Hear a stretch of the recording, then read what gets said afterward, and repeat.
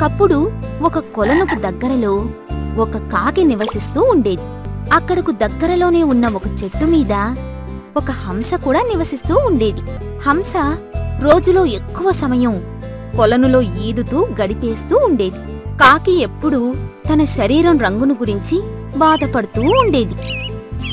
అది హంస అందాన్ని చూసి అసూయపడుతూ ఉండేది. ఒకరోజు ఆ కాకి హంస అందాన్ని గురించి పొగుడుతూ కూర్చుంది. నేను కూడా హంస అంత అందంగా తయారవ్వాలి అని అనుకుంది. ఇంకా అది అసలు ఈ హంస ఇంత అందంగా తెల్లగా ఎలా ఉంటుందబ్బా అని ఆశ్చర్యపోయింది. బహుశా అది ఎక్కువసేపు నీళ్లలోనే ఉండి ఎప్పుడూ స్నానం చేస్తూ ఉండటం వల్ల అయ్యుంటుంది. అవును అని అనుకుంది కాకి. వెంటనే కాకి తను కూడా వీలైనన్నిసార్లు స్నానం చెయ్యాలని గట్టిగా నిర్ణయించుకుంది. అలా చేయటం వల్ల తాను కూడా హంస అంత అందంగా తయారవుతానని అది గట్టిగా అనుకుంది. ఒక బలమైన నమ్మకంతో ఎలాగైనా సరే అందంగా తయారవ్వాలని కాకి కూడా తన ప్రయత్నాలు మొదలుపెట్టింది. కాకి ఎందుకిలా ప్రవర్తిస్తోందో తెలియని హంస, ఇతర జంతువులన్నీ దాన్ని కుతూహలంగా గమనించసాగాయి. కాకి ఎన్నిసార్లు స్నానం చేసినా కూడా దాని రంగులో కొంచెం కూడా మార్పు రాలేదు. కాని ఆ కాకి మాత్రం తన ప్రయత్నాన్ని మానలేదు. అది ఒక రోజులో ఎక్కువసార్లు అలా స్నానం చేస్తూనే ఉంది. చివరికి కాకి అనారోగ్యం పాలయ్యింది. తాను తిరిగి కోలుకోవడం చాలా కష్టమని కాకి గ్రహించింది.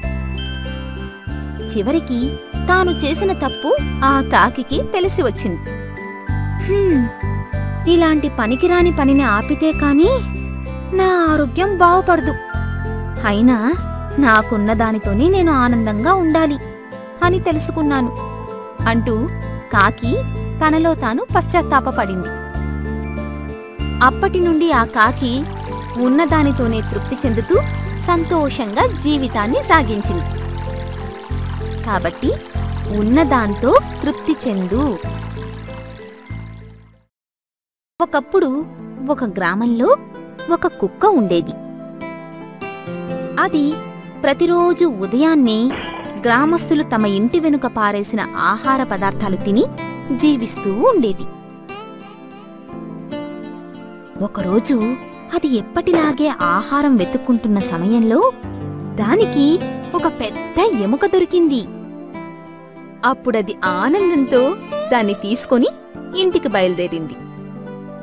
దారిలో అది ఒక ఇరుకైన వంతెనను దాటాల్సి వచ్చింది. అలా దాటుతూ ఉన్నట్టుండి అది కింద ప్రవహిస్తున్న నీటిలో తన ప్రతిబింబాన్ని చూసుకుంది. అద్దంలో కనిపించినంత స్పష్టంగా కుక్కకి దాని ప్రతిబింబం కనిపించింది. అత్యాశ కలిగిన ఆ కుక్క నీళ్లలో ఇంకో కుక్క ఉన్నదని, అది తన దగ్గర ఉన్న దానికన్నా పెద్ద ఎముక తీసుకుని వెళ్తోందని అనుకుంది. దాని అత్యాశ దాన్ని తొందరపెట్టింది. అప్పుడేం చేసిందంటే అది నీళ్లలో ఉన్న కుక్క దగ్గర ఉన్న పెద్ద ఎముకను లాక్కోవాలని ఆ నీటి ప్రవాహంలోకి తన ప్రతిబింబం మీదకి తానే దూకేసింది. కాని అక్కడ దానికి ఇంకొక కుక్క కనిపించలేదు, ఎముక దొరకలేదు. సరికదా, దాని నోట్లో ఉన్న ఎముక కూడా ఆ నీటి ప్రవాహంలో కొట్టుకుపోయింది. ఇక ఆ పిసినారి కుక్క తన ప్రాణాలైనా కనీసం కాపాడుకోవడానికి ఈదడం మొదలుపెట్టింది. చాలాసేపు కష్టపడి ఈదాక అది ఒడ్డుకు చేరుకుంది. అలా ఒడ్డుకు చేరిన కుక్క ఒక్క క్షణం నించుని తన ఆయాసం తీర్చుకుని తన తెలివి తక్కువతనానికి తనని తాను తిట్టుకుంటూ తిరిగి ఆహారాన్ని వెతుక్కుంటూ బయలుదేరింది. అందుకని చేసే ముందు ఆలోచించు. ఒకానొక కాలంలో ఓ అడవిలో ఓ సింహం జీవిస్తూ ఉండేది. ఒకరోజు మధ్యాహ్న సమయంలో గురక పెడుతూ ఆ సింహం నిద్రపోయింది. అక్కడ ఒక ఎలుక అల్లరి చేస్తూ తిరుగుతుంది. సింహంతో ఆడుకోవాలని అది ఆశపడింది. కాసేపయ్యాక అది సింహం ఒంటి మీద జారుతూ గెంతుతూ ఆడుకుంది. ఉన్నట్టుండి ఆ ఎలుక తోకని సింహం పట్టుకుంది. దయచేసి నన్ను క్షమించి వదిలే సింహరాజా, నేను చేసింది చాలా పెద్ద తప్పు. నేను నిద్రపోతున్న సమయంలో నా మీదకెక్కి డాన్స్ చేస్తావా? నా నిద్ర పోయింది. సాయంత్రం పూట స్నాక్స్ గా నిన్నిప్పుడు తినబోతున్నాను. ప్లీజ్, మిమ్మల్ని బతిమాలుకుంటున్నాను, దయచేసి నన్ను వదిలే సింహరాజా. నేను ప్రాణాలతో ఉంటే తప్పకుండా నేను మీకు సాయం చేస్తాను. చిట్టెలుక, నిన్ను నువ్వెప్పుడైనా చూసుకున్నావా? నువ్వు నాకు ఎలా సహాయం చెయ్యగలవు? సరే, అయ్యిందేదో అయిపోయింది. ఇక్కడి నుంచి వెళ్ళిపో. ఈసారికి నిన్ను క్షమించి వదిలేస్తున్నాను. కానీ నువ్వు నాకు సహాయం చేస్తానన్నావా?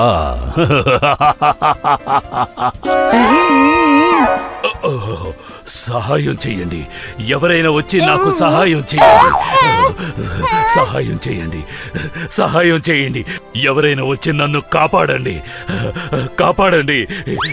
కాపాడండి. దేవుడా,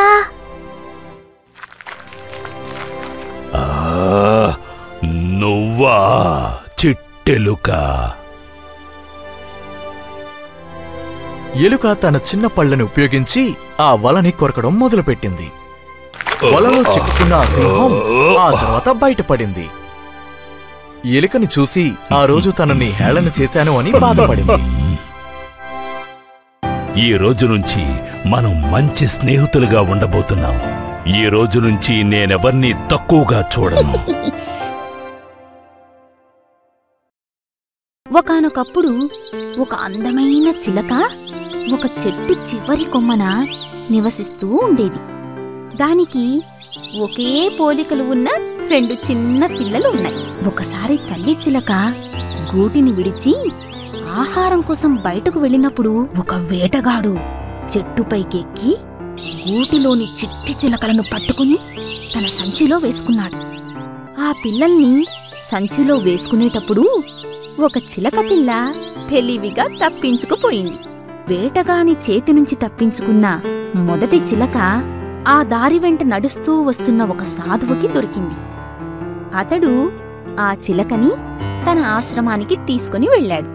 ఈ విధంగా ఆ చిలక పిల్లలు ఒకటేమో వేటగాడి వద్ద, మరొకటేమో సాధువు వద్ద పెరిగి పెద్దవయ్యాయి. ఒకరోజు ఒక గొప్ప మహారాజు వేట కోసం అడవికి వచ్చి అనుకోకుండా వేటగాడి ఇల్లుని చూశాడు. ఆ మహారాజు తన గుర్రాన్ని తీసుకుని వేటగాడి ఇంటివైపు వెళ్ళాడు. ఎవరో మన ఇంటివైపు వస్తున్నారు, తొందరగా విల్లు బాణాలు తీసుకుని వచ్చి వాళ్ళని చంపు అని ఎవరో అరవడం ఆ రాజు విన్నాడు. వెంటనే ఆ మాటలన్నది ఒక పంజరంలోని చిలకని మహారాజు గ్రహించాడు. ఎంత విచిత్రమైన పక్షి! దాని యజమాని కూడా అలాగే ఉంటాడేమో అనుకుని రాజు తిరిగి చూడకుండా వెళ్ళిపోయాడు. అలా వెళుతూ వెళుతూ ఆ మహారాజు ఒక ముని ఆశ్రమం దగ్గరికి వచ్చాడు. అక్కడ దాహం తీర్చుకోవడానికని ఆగాడు. అక్కడ కూడా ఆ మహారాజుకి పంజరంలో ఓ చిలుక కనిపించింది. అది కూడా దుర్మార్గపు చిలుక అని అనుకున్నాడు మహారాజు. కాని రండి రండి ఓ మహారాజా, మిమ్మలను మా నివాసానికి ఆహ్వానించడానికి ఎంతో సంతోషిస్తున్నాము అనే చిలుక పలుకులు విని ఆ మహారాజు ఎంతో ఆశ్చర్యపోయాడు. వేటగాని ఇంటి వద్ద తను చూసిన చిలక పోలికతో కలిగి ఉన్న ఈ చిలుక వినయంగా మర్యాదగా తనని ఆహ్వానించడం చూసి రాజు విస్మయం చెందాడు. అప్పుడు రాజు చిలుక పంజరాన్ని సమీపించి, అరే, నేనిప్పుడే నిన్ను పోలిన చిలుకను చూసొచ్చానే. దాని ప్రవర్తన చాలా నీచంగా ఉంది. అయితే అది వేటగాని వద్ద ఉన్నదా? అవునవును, నీకెలా తెలుసు అని అడిగాడు మహారాజు. అది నా తమ్ముడు, మేమిద్దరం ఒకే గూటిలో ఉండేవాళ్లం. ఒకరోజు మా అమ్మ గూటిలో లేని సమయంలో ఒక వేటగాడు మమ్మల్ని పట్టుకున్నాడు. నేను తప్పించుకున్నాను. వేటగాడు నా తమ్ముణ్ణి పట్టుకెళ్ళిపోయాడు.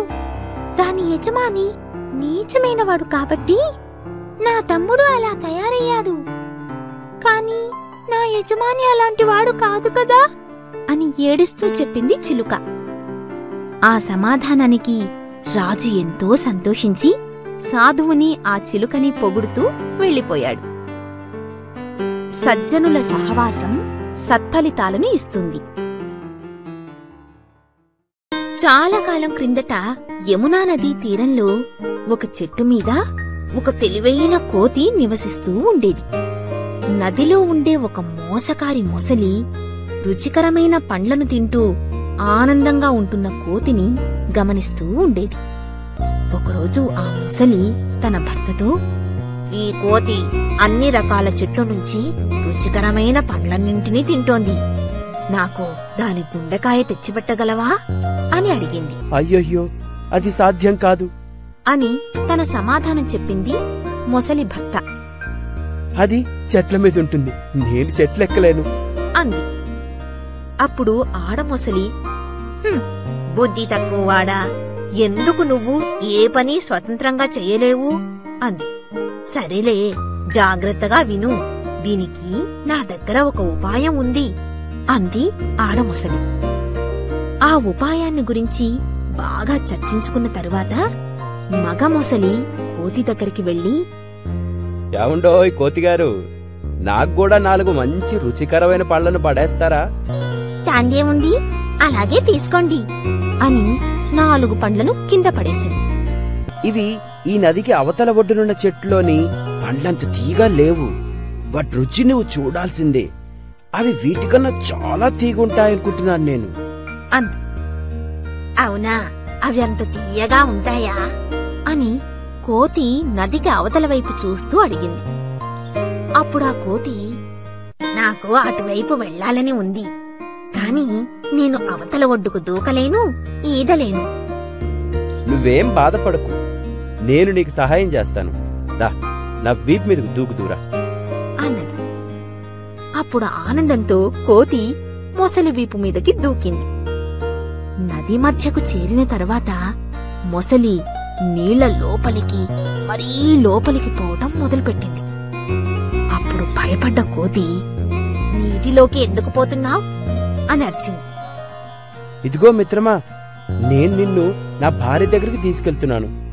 ఆమె నీ గుండెకాయను రుచి చూడాలనుకుంటుంది అంది మగ మొసలి. దానికి వెంటనే పెద్దగా నవ్వుతూ కోతి, అయ్యో, ముందుగా చెప్పకపోతివా? నా గుండెకాయ ఆ చెట్టు మీదే పెట్టి వచ్చాను. ముందే చెప్పి ఉన్నట్లయితే దానిని ఆనందంగా నీకిచ్చి ఉండేదాన్ని అని అంది. దాంతో మొసలి కలవరపడి, సరే సరే అని కోతిని మళ్లీ వెనక్కి తీసుకుని వెళ్ళింది. మొసలి నది ఒడ్డుకు చేరగానే కోతి మొసలి మీద నుంచి ఒక్క గెంతులో సురక్షితంగా చెట్టు మీదకి చేరింది. ఆ తెలివి తక్కువ మొసలి కోతి తన గుండెకాయతో సహా తిరిగి వస్తుందని ఎదురు చూస్తూ ఉంది. కాని కోతి ఎప్పటికీ తిరిగి రాలేదు. సమయస్ఫూర్తి సత్ఫలితాలను ఇస్తుంది.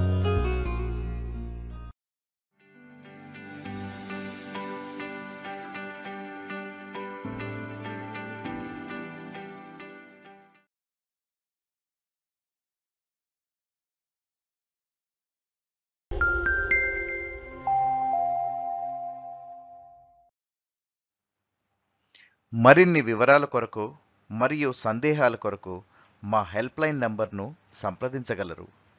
ధన్యవాదములు.